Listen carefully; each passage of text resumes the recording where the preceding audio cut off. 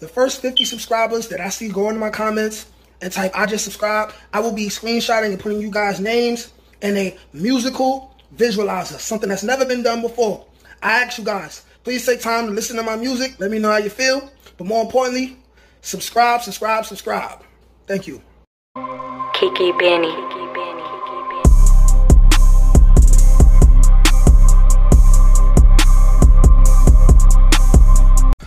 What's up, y'all? It's your boy, Nate Almighty, aka the Global Dark Skin Ambassador. Back with another video. As my subscribers go up, my followers go up, and I want to be transparent, give you guys the good, the bad, and the ugly, just like my channel subscription says. I'm going to let you guys get a little more into my psyche, and I'm going to talk about the very beginning, my introduction to the street life. Back then at the time, I was 14 years old, and I never knew that it would lead me to being a felon, overcoming the recidivism rate, and currently now in the process of making myself a brand and learning financial literacy. I'm gonna take you guys back to 2005. My introduction to the streets was through a game. It should be a very known game. It probably has different names depending on where you're from. But this game is called the Knockout Game. Now, first I want to say what led me to go out into the streets more and look for something to be a part of. Well, I was 14 and I was really, I want to say, angry and maybe even a little bit depressed. At this current moment in time, my mother and stepfather were heavy with the alcohol. Alexi in New Amsterdam, straight to the face. My stepfather was a little farther off. Oh, by the way, if you hear this alarm going in the background, y'all just gotta accept it if you want to keep watching these videos. Management basically says I'm not supposed to touch it, even though I've been messing around with it a little bit, trying to fix the problem. But yeah, this is basically part of my brand. I mean, if you hear the alarm, welcome to a Nate Almighty video.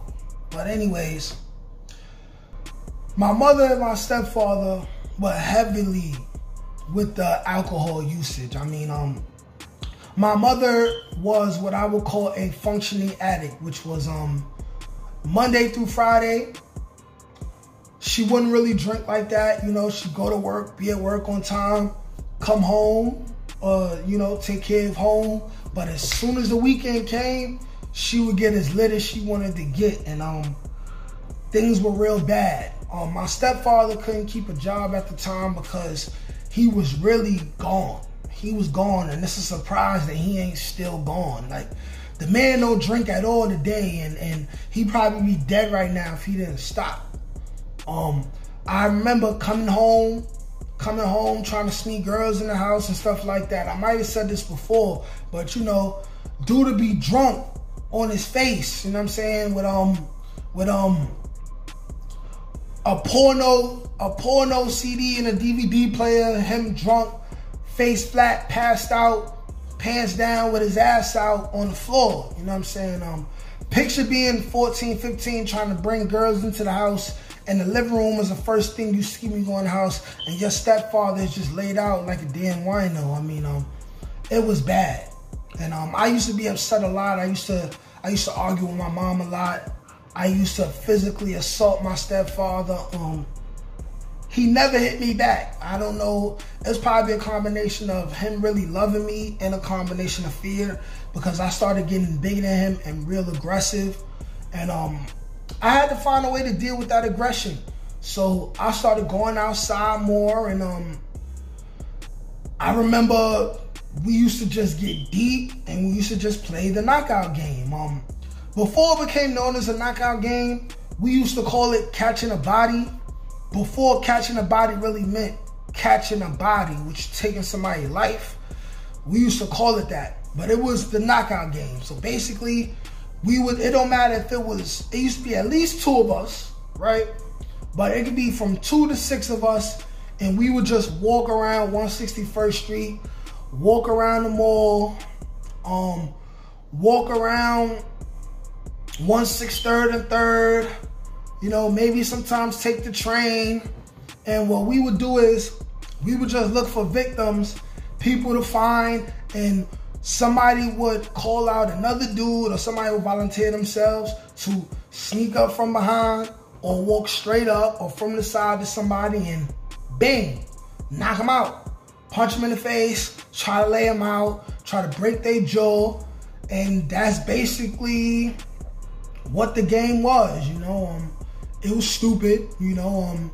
Boys will be boys, but at the same time, it was real ignorant, and this was some real product of my environment type of stuff. I mean, at the time, it was fun, you know, just releasing the steam, getting rid of some of the anger and frustration that I had within me, within my heart, within my soul, of being by myself and living in a house with 2 addicts who I felt like they didn't love me enough to control their addictions. You know, I felt like if you love me enough, you would just go and get help, you know what I'm saying? But, you know, me about to be 30 now, I understand that all addictions come from trauma, you know, and if you don't deal with your trauma, you're either gonna allow your addiction to consume you, or you'll get to a point where in your mind you just realize that enough is enough.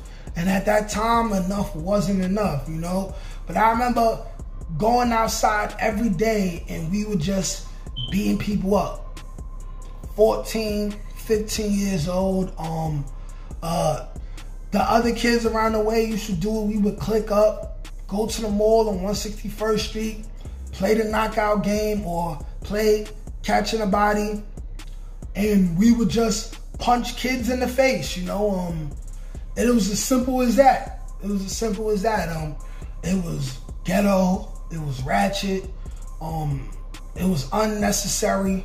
A lot of kids that didn't deserve the threat of violence got the threat of violence. And if there's a chance that any kid, any grown person will be watching this video right now and be like, I remember him, he robbed me or he assaulted me, I want to say, if you see me in the street, please do not attack me. I'm prepared for war at any given moment of time. I'm just being honest. But don't attack me. I do want to say right here in front of the world that I apologize, though.